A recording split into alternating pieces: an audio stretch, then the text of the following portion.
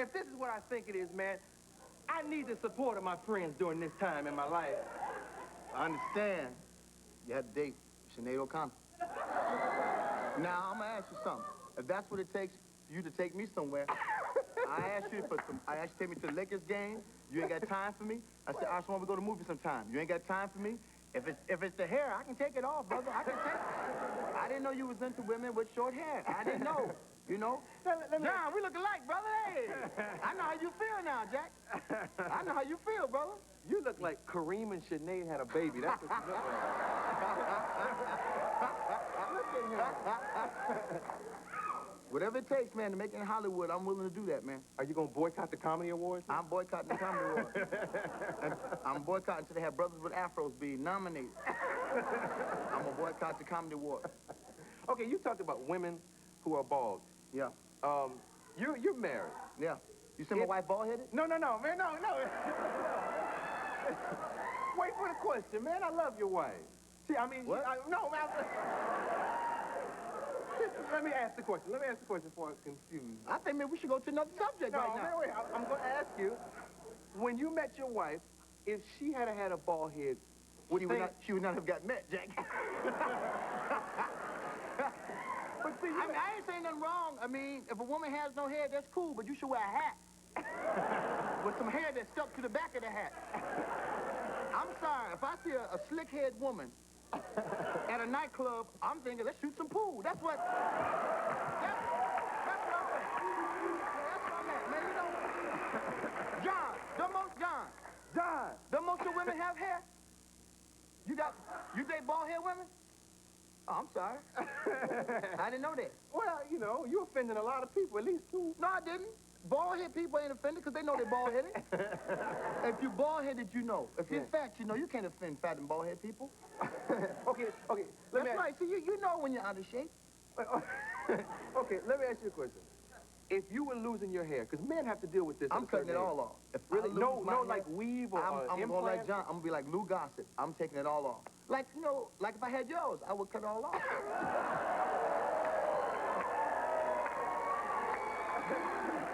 This is a brother that's at the Apollo every weekend with orange hair, dogging me out, looking like a carrot. But it's cool. I kind of like this look. Actually, some women find bald men sexy. I know, John. I see John walk out here, women chasing John up and down the street, man. then they find out you ain't got a wig, and they go like, well, he really is bald. And they change everything. How did you get your hair? That's a skull cap or something. No, this is natural. What you do is, if you have tatters, you just let it kick on in, and it takes all your hair off. Now, what is that word? Tatters. Oh, y'all don't know about tatters, do y'all? No. They don't talk about it anymore. See, we're growing up, see how the word tatterhead. You would wear a stocking cap because you had tatters, and that meant you was like losing patches of your hair. And in school, they would walk around with this little ultraviolet light to see who had tatters. And then they wouldn't even know discretion. Get him to the nurse's office. So now everybody knew you had tatters. Well, how many remember tatters? Y'all remember tatters? Yeah. Yeah? And other people are thinking, what? They don't know what tatters is. Y'all have no cool diseases. Those were some cool diseases. To be called tatterhead was a sign of being accepted by your friends. You're actually from Michigan. That's right. Yeah. You would have been a pro ball player if you had had a bald head. Hey, man, I don't know, man. You know what? I don't know if I ever would have played pro ball or not, but I like to think that I could at least got drafted and got cut by somebody. At least, that's all I want to do. I don't care if I never made 10. I just want to try out, man. Yeah. I just want to try out one time. I know people from your area that said you could hoop, man. I was bad, Partners of Magic said I was bad, brother. I was bad. Well, how much did you average a game? I don't know, man. I just know. I don't care about points. I just know. I like the block shots. I like the block shots and rebounds. So you was like Manute Bol. I was block shots and rebounds. I can speak English, though.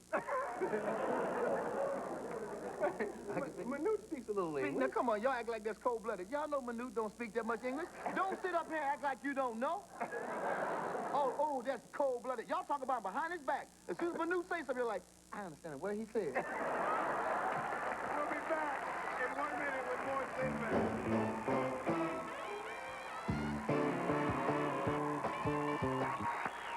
Yo, man. Edgar Winter, man, you are bad, man.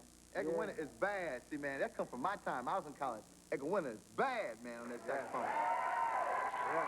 Bad. We came up about the same time, Yeah, man. You man. remember the old Tower Power stuff? The Barnes, man. That's right, man. Oh, ooh. No. How about squib cakes? Oh, yes. Squib cakes, man. We used to play that before when we warmed up. My college team, that was the song we played, man. Squib cakes. Yeah, Oakland Stroke, That's it, man. all that stuff. Yeah, y'all making money from 2020 on that one, Jack. Yeah, you have an album out.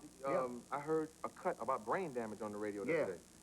So you got music and comedy on that album. Yeah, it's sold about 4 copies. So you won't see me at the Grammys, not that I'm protesting. I just won't be there. But you are on tour. You're touring black colleges? Yeah, we did this. What happened was, this is a dream I had, 1983. I just started doing comedy. And they had those NECA conventions. You ever did one of those? Yeah. You beg colleges to buy you. Right. You go to this place and showcase, they go like, well, how much are you? $700? We can't afford you. How much are you? So there's this one black college there. They just wanted somebody for under $200. They're like, who's $200? And they got like a juggler of scars. And I said, oh, man. I said, it looks so bad. They didn't have bus fare to get back to the college. So I said, one day, whenever I make it big, I'm going to go back and do a tour of black colleges. Yeah. And I said, I'll get a sponsor, so like the tickets are cheap. Tickets like $5 to $10, man. Who sponsors you? Coca-Cola is doing the sponsorship. So now we're able to go out and do this 20-city black college tour, man. Yeah. Yep. Now,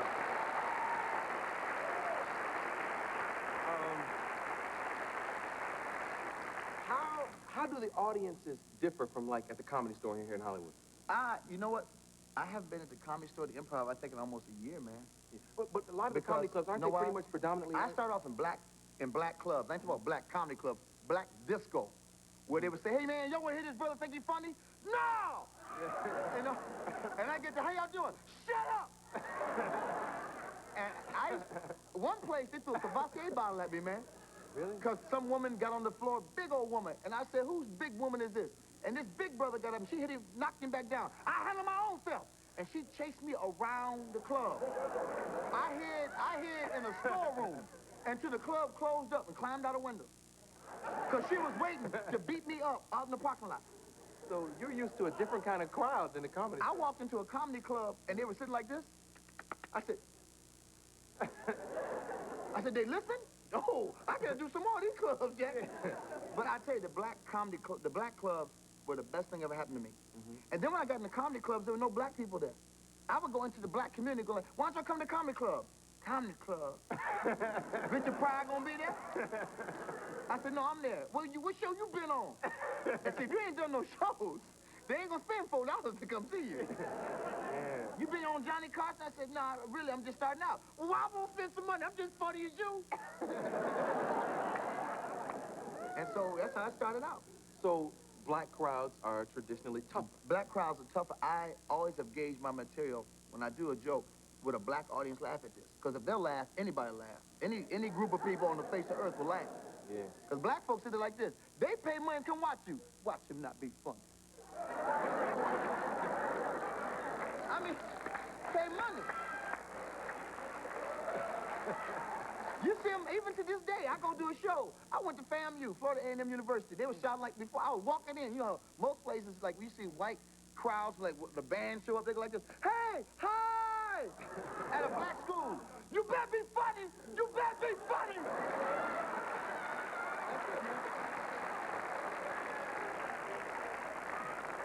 So when you're on stage, now I know you're not the kind of person to prepare heckle lines. No, I just do. I love hecklers, though. I love when people talk to me because it gives me, I jump off when they do that. Yeah. I like people to feel they're part of my show. Because you work probably the toughest, most judgmental room on the planet, the Apollo. Yeah, I mean, I host. I would not work. Them brothers don't play. I just came back from the Apollo the last couple shows we just did, man. They had a night they decided nobody should win. Yeah. They said, not tonight. Well, you know what I've noticed? Because I never miss it. And it's on earlier now here in L.A., so I get to really, really be, like, awake. I know. Watching it. And you know what's happening now? Not the amateur thing, but the regular paid professional acts. They're booing them off They now. hate comics. They hate, they don't care about you being, and I tell the comics, they come on the show, they come on the show talking about, man, tell them that I did this and that. I said, you just ought to just walk out. Yeah. And let them decide what you did. Yeah. And I did. He opened up for Johnny Mathis, he opened for Janet Jackson, he opened up, they came out. He should have stayed with Janet. They don't care, man. They don't care. But you could work that room, no? I worked the room. That's how I got the gig. But I wouldn't work it on a regular basis.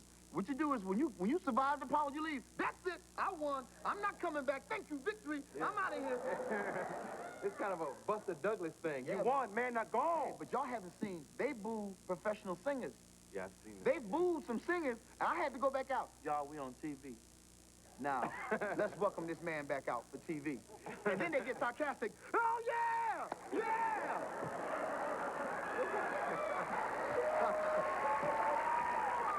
Oh, man.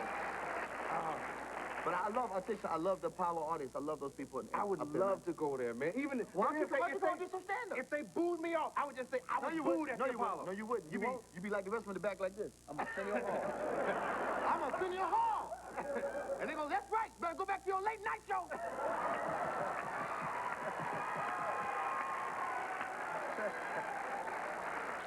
How many times have you actually worked there, like not hosting the show? I did stand-up twice. Now I'm trying to go back and do a concert there, just for them, that would because be it's real a nice. special group of people for me, man. You But I tell you, probably they do, man. They make people sing. Aaron Hall from Guy was in the audience. Give them the microphone, make them sing. And you got to sing, man. They make Kumo D get up, rap.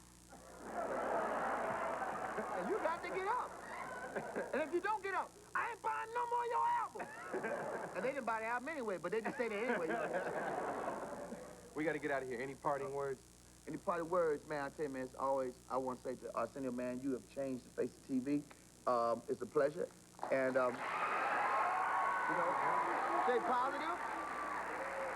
And the main thing is, it's all right for a black man to date a bald-headed white woman in America. We have come that far. The dream is alive. Keep hope alive.